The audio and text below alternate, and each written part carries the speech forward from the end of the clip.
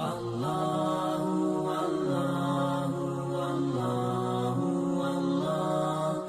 hadis, ya, satu demi satu tu dia lagi tinggi lagi, dia punya kedudukan persambungan sanad itu lagi tinggi. Bahkan beliau Syekh Mustafa ini menyarankan agar kita ini diedar, dibaca dan dihafal oleh penuntut ilmu, maka diterjemahkanlah ya. Semoga usaha dan amalan kami ini diterima oleh Allah Subhanahu wa taala. Amin. Baik, Muqaddimah Mula Ali Al-Qari. Ini yang disusun, ditulis oleh Imam Ali Al-Qari sendiri. Ya, beliau adalah seorang tokoh besar yang banyak mengarang kitab-kitab yang besar. Cuma kita ini di antara kita yang kecil lah, ya, hanya 40 hadis sahaja dan nipis. Kata Mula Ali Al-Qari rahmatullah alaih, dengan nama Allah yang Maha Pemurah lagi Maha Penyayang. Ia, yakni lafaz basmalah, Bismillahirrahmanirrahim, itu adalah kunci kepada semua kitab yang mulia. Kalau tengok matan dia, miftah kulli kitabin karim.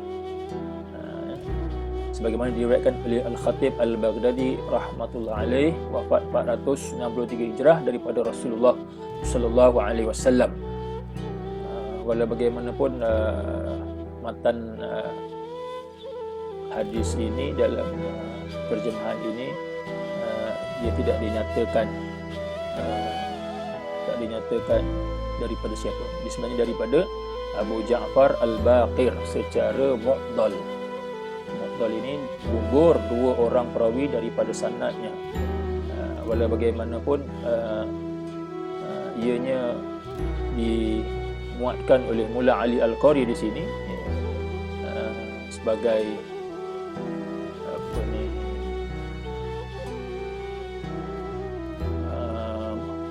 mukadimah kitab yang menunjukkan bahawa Bismillahirrahmanirrahim ini adalah kunci kepada semua kitab yang mulia.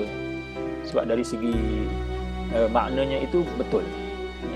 Walaupun hadis ini mu'dal, gugur dua orang perawi daripada sanadnya ataupun dhaif lah. Ini juga jadi pertikaian ni, ini dhaif ringan ke dhaif berat ini. Sebagian ulama kata ini dhaif ringan. Walaupun dua orang perawi gugur daripada sanadnya. Dan dia tidak berkait dengan hukum hakam ataupun akidah. Dia hanya sebagai muqaddimah untuk maklumat ataupun untuk galakkan ya, supaya setiap orang memulakan dengan basmalah, bacaan Bismillahirrahmanirrahim, terutama dalam menulis, dalam penulisan lah ya. Disebut miftah kulli kitabin karim, kunci kepada semua kitab yang mulia. Jadi dari segi makna betul ya. Bahkan kita lihat Al-Quran Al-Karim, kita tengok mula-mula sekali mesti Bismillahirrahmanirrahim, walaupun ada pertikaian Bismillah itu termasuk Fatihah ataupun tidak. Tapi kebanyakan mushaf yang dicetak hari ini, kalau kita tengok Bismillahirrahmanirrahim itu ayat dia nombor 1. Ada nombor 1. Maknanya itu ialah yang mula-mula sekali Bismillahirrahmanirrahim.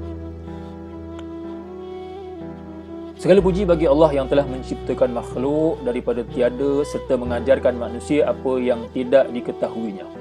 Ya, selawat dan salam ke atas manusia yang dikurniakan jawami al-kalim.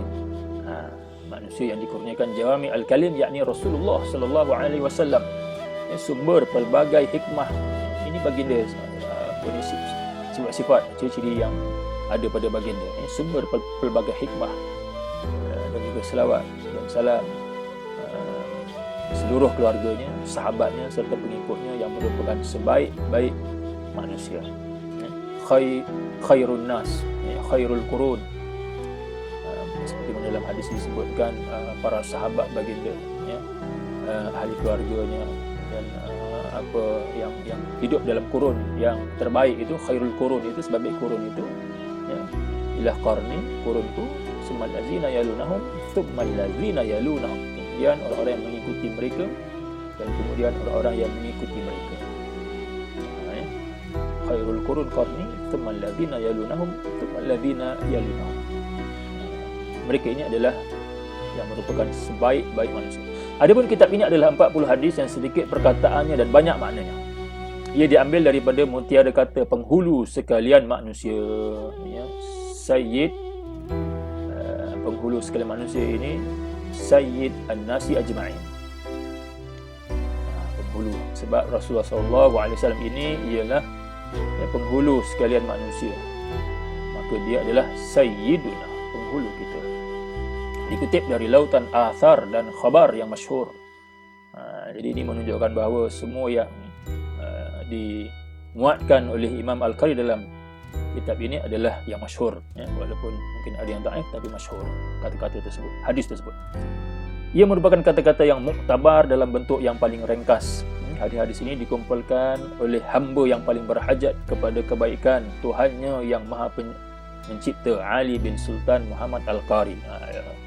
Jadi Imam Ali Al-Qari ini dengan tawaduk, merendah diri dia kata dia hamba yang paling berhajat kepada kebaikan Tuhannya. Afqar ibadillah, afqar al-ibad ila rahmatillah. Apatah lagi kita, ya, kalau beliau ini seorang alim besar, ya, apatah lagi kita ini lagilah, ya, sangat-sangat berhajat, ya, fakir, sangat-sangat fakir, afqar kepada Allah Subhanahu wa taala. Semoga Allah memberi balasan kepada keduanya, ya, keduanya dengan mungkin merujuk kepada diri dia dan ayahnya, sebab dia sebut nama dia Ali bin Sultan Muhammad, ya. Semoga Allah memberi balasan kepada keduanya dengan rahmatnya yang tersembunyi dan pemurahnya yang sempurna. Dan kita ini diharap akan termasuk dalam kalangan yang mendapat ganjaran sebagaimana kalam Rasul yang terpuji lagi dimuliakan. Ya, sesiapa yang menjaga untuk umatku 40 hadis daripada sunnahku, man hafiza ala ummati 40 hadithan min sunnati, aku akan masukkannya di dalam syafaatku pada hari kiamat kelak. Ya, adkhaltuhu yaumal qiyamah fi syafaati. Hadis ini diriwayatkan oleh Ibnu An-Najjar. Jadi kalau kita lihat, para ulama hadis bersepakat bahawa semua hadis yang menyebut sesiapa yang menjaga untuk umatku 40 hadis, ya, man hafiza ala ummati 40 hadithan, ini walaupun banyak jalan-jalan riwayatnya, hadis ini tetap dhaif. Ini adalah disepakati oleh ulama hadis sebagai hadis yang dhaif,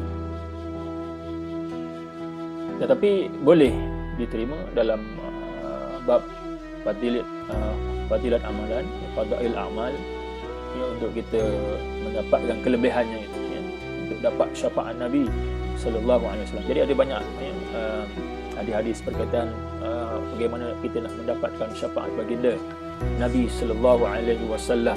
Mungkin nanti ada satu siri boleh, ya, kita kupas macam mana hadis-hadis, ya, nak dapatkan syafaat Nabi sallallahu alaihi wasallam, ya.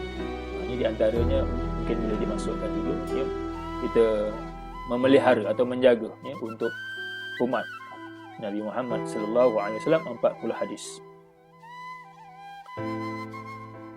Dan bila dikumpulkan, ya, ada dikaji oleh Syekh Sayyid Al-Hafiz Ahmad Al-Qumari, ya.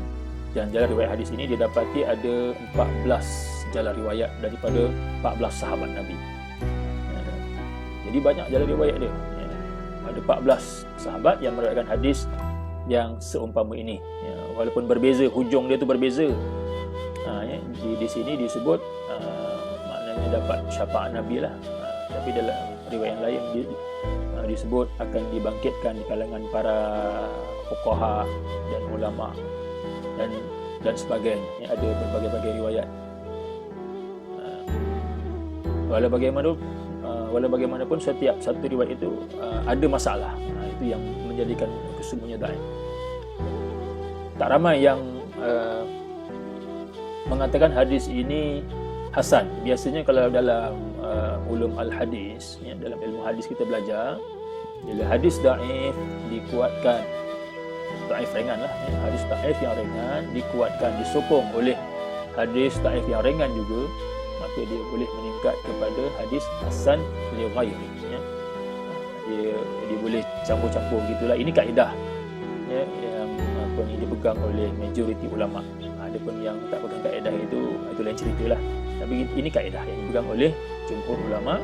Dan jika hadis sahih, hadis dhaif yang ringan dikuatkan, disokong oleh hadis dhaif ringan yang lain, maka dia boleh meningkat kepada hasan li ghairi.